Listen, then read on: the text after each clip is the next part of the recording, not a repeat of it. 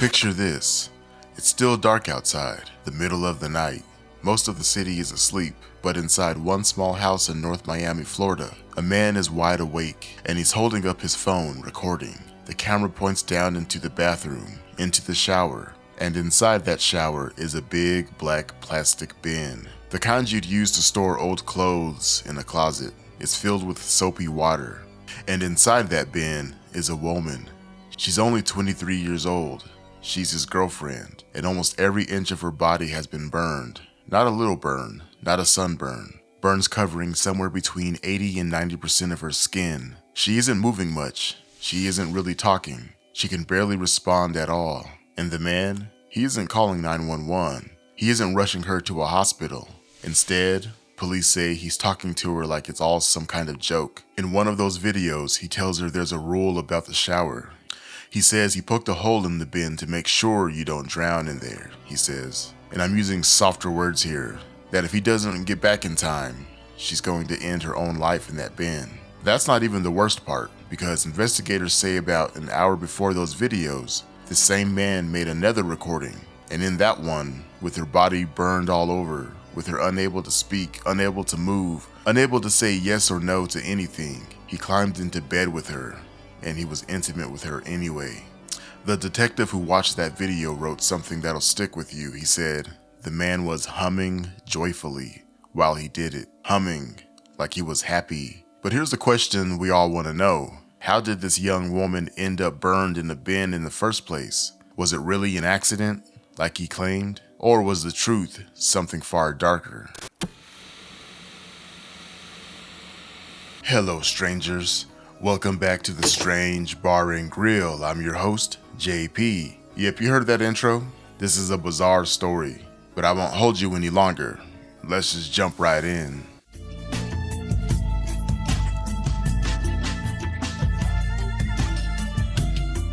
Now, before we go any further, I just want to be straight with you about a few things. Everything I'm about to tell you comes from the police, from an arrest report written by a North Miami detective, and from local Miami news stations who read that report and sat in the courtroom. The man at the center of this has not gone to trial yet. He has not been found guilty of anything. Under the law, he's innocent until that changes. So when I say police say or investigators claim, I mean it. These are accusations, serious ones, but accusations all the same. I also won't be sharing the young woman's name. The news stations down in Miami aren't using it because police haven't released her name to the public yet. So tonight, she's just the young woman, a 23-year-old with a whole life that was supposed to be ahead of her. Now let's get back to the beginning. Let's go back to the day that the call came in. It was January 27th of 2026, a home on Northwest 125th Street in North Miami. A quiet street, the kind where neighbors mostly keep to themselves. I feel like everyone says that, but let's just continue. Fire rescue got there first. When the medics walked in, they found the 23-year-old woman with those terrible burns, 80 to 90% of her body. They rushed her to Jackson Memorial Hospital, to a place called the Ryder Trauma Center. It's home to the only top-rated burn center in all of South Florida. If anybody could save her, it was them. However, they couldn't. She was pronounced dead at the hospital, and standing there in the house was her boyfriend, a 41-year-old man named Juan Andres Lopez, born in Texas, worked, according to the report, as a security guard. Man, Aquaman really let himself go. He looked like a Bizarro World Jason Momoa, a Bizarro World where up is down and left is right. It looks like he avoids water with all his might. See, I put a little rhyme in it? He looks like one of those Geico commercial cavemen. But I digress. Right away, the medics started asking the obvious question, what happened to her? And Lopez had a story ready. Of course he did. Here's what he told them. He said, "Unga boonga, I got a satchel full of coconuts." Nah, let me quit playing around. He said, the night before, the couple had taken in a stray cat off the street. He said the cat made a mess inside the house, went to the bathroom on the floor. He said his girlfriend grabbed some rubbing alcohol to clean it up, and then he said she lit a candle just to cover up the smell. And that's when, according to him, the flame met the alcohol, and she caught fire. He said he helped put the flames out. He said he told her she needed to go to the hospital, but he said she refused to go. Why would she refuse with burns like that? Well, here's how he explained it. He told the medics that she used the drug ecstasy, that she had a drug problem, and in his words, that she didn't feel the pain. He even said she was awake and breathing right up until he called 911, said they were just lying on the couch together. Now, if that were the whole story, this would be a tragedy, a horrible freak accident, but the police weren't buying it, and it didn't take long for that story to start falling apart. The first crack came right there at the house. After the medics took the young woman away, the officers wanted to come inside and look around, just normal stuff. They needed to understand what happened, but Lopez said no. The report says he talked to a lawyer first, and then refused to let the police in, so the officers had to go get a judge to sign a search warrant just to step through the door. So think about that for a second. Your girlfriend just died of horrible burns. If it really was an accident, wouldn't you want the police to see everything? Wouldn't you have nothing to hide? But the detectives weren't done. They got their warrant, and then they got something even more important. They got his phone, and that phone told a completely different story than the one Lopez was telling. So first, let's start with what he was searching on the internet. Remember, Lopez said the fire was a sudden accident, and that his girlfriend was awake and fine until right before he called 911. But his phone showed that the day before, January 26th, he was already typing things into Google. He searched how to treat second-degree burns. He searched about using boric acid on burns. He searched about using a painkiller drug for burn pain. He looked up the criminal charges for selling fentanyl in Miami, and he searched, and I'm cleaning this up a little bit, whether the police could search his house if his girlfriend OD'd and got hurt inside it. Let me say that again. The day before he called for help, he wasn't searching how do I save her, he was searching how to treat the burns himself and how much trouble he might be in. The detective put it plainly. He wrote that Lopez clearly knew how badly his girlfriend was hurt, and that instead of getting her real medical help, he was treating her himself with drugs and worrying about the police searching his home. And speaking of drugs, the phone had more.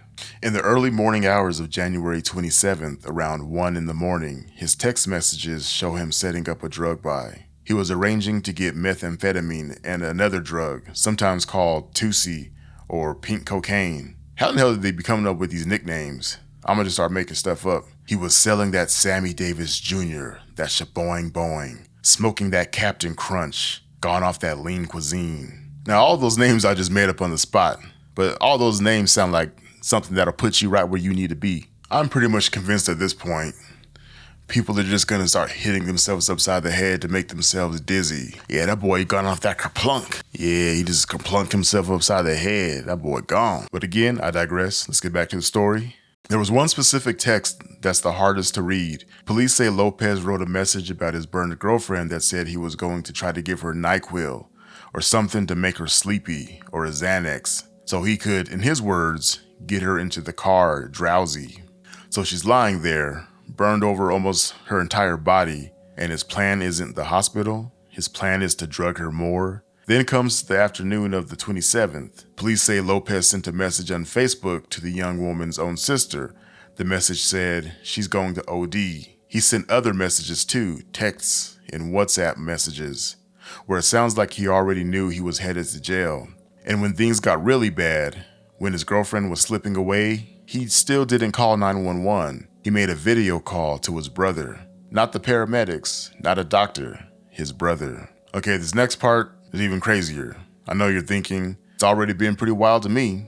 How can this get worse? Well, listen, because when detectives dug into the videos saved on Lopez's phone, they found recordings from that same morning, January 27th, from between about 4:48 in the morning and 6:11 in the morning. Those are the bin videos I talked about at the start of this video in the intro. So there she is, burned, lying inside that big black plastic bin full of soapy water, set down inside the shower, and Lopez is recording her, talking to her like she's in trouble for something. He tells her to stop sliding around on the floor. He says there's a rule that the water can't be running when he's not there. He says he poked a hole in the bin so she won't drown. And he warns her again that if he doesn't get back in time, she'll end her own life in there. She's dying, and he has her in a soapy bin in the shower, telling her that if he doesn't make it back in time, she'll lose her life. The hell's this dude on? But the video that led to his biggest charge came about an hour before that. In that earlier recording, police say Lopez was intimate with her while she was burned,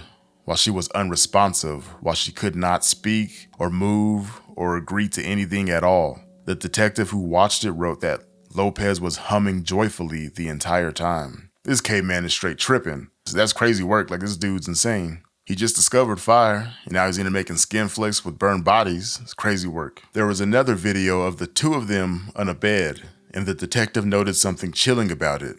He wrote that the young woman never spoke, never made a sound, never moved in any way that showed she was willing or even able to take part, because she couldn't. That's the whole point. She was in no condition to say yes to anything. And was she even alive at this point?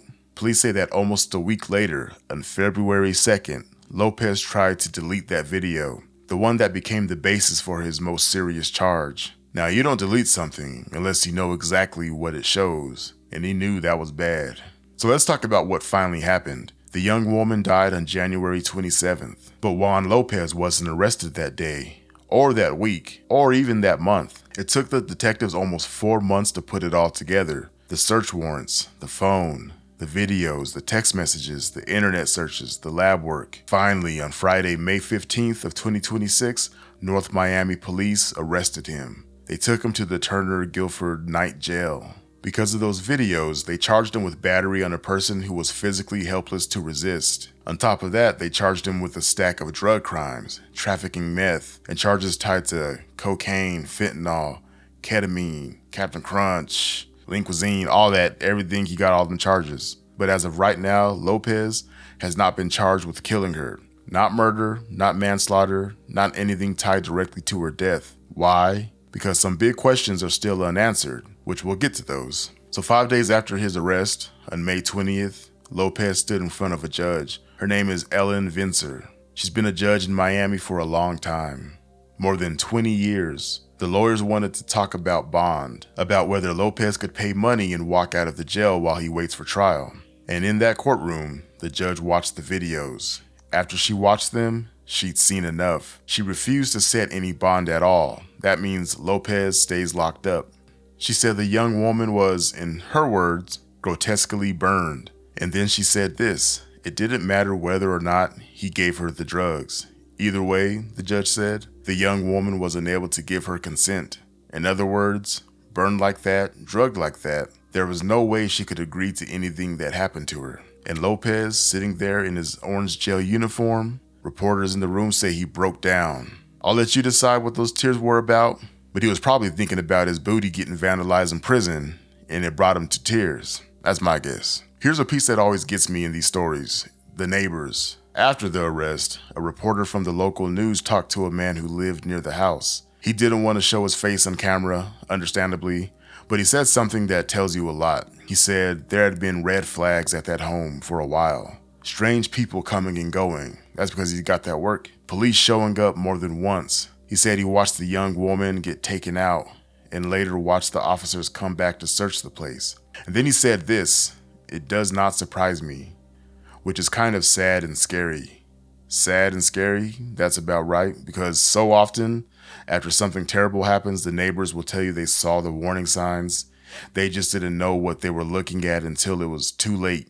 Crazy, because my neighbors are nosy as hell and always in someone's damn business. Then they'd be gossiping about it too. So let's come back to that question from the very beginning, the one hanging over this whole case. How did this young woman really catch fire? Lopez says it was an accident, the rubbing alcohol, the candle, the stray cat. But the detective who wrote that report didn't accept that. He wrote that she was burned by, his words, still undetermined means. Undetermined. That means the police are not convinced of his story. They're not signing off on that candle story. But there's several things we still don't know, even now. We don't know the official cause of her death. The medical examiner, the doctor who studies how people die, hasn't shared a final answer in public. Was it burns? Was it the drugs? Was it both? We do know this much: the lab found cocaine, fentanyl, ketamine, and meth in her body. But we don't know if she took those on her own or if someone was giving them to her. But after everything you've heard tonight, you might already have a feeling about that. My feeling is that after she got burned, and I don't know how that happened, he probably doused her in alcohol and set her on fire, to tell you the truth. That's my theory. And then he probably started trying to get her high so she couldn't feel the pain. I don't know where it went after that, but I think he burned her, then was putting her on that stuff. So we still really don't know if more charges are coming. If the medical examiner decides her death was a homicide, that someone caused it, this case could change in a very big way. Murder, manslaughter, we just don't know yet. So right now, Juan Lopez sits in a jail cell with no bond, waiting, and somewhere out there a family is grieving a 23-year-old daughter. All right guys, we're about to wrap it up, but I just want to leave you with one last thought tonight. There were so many moments in this story where one phone call could have changed everything. One real call for help, not a Google search, not a text to set up a drug buy, not a video call to a brother, just 911, just a hospital, just someone choosing to do the right thing while there was still time. And according to police, that call never came, not until it was far too late. This case is still open. The trial hasn't happened. So we'll be watching to see what the medical examiner finds and whether new charges come down the road. But that's all I got for you today. And with that, let's jump into some member shoutouts. Shout out to DK the God, Franklin Joan, Laura Notek, Miss VWAG 2020, Bahia 7777. I probably pronounced your name wrong. If I did, let me know in the comment section. Revealing Truth Now, Keep That Same Energy 24, Michelle Ramsey 752, Anti-Karen, Anti-Colorist, Try Me, Huff Mommy. Alright guys, that's gonna be it. So be safe, be good, peace.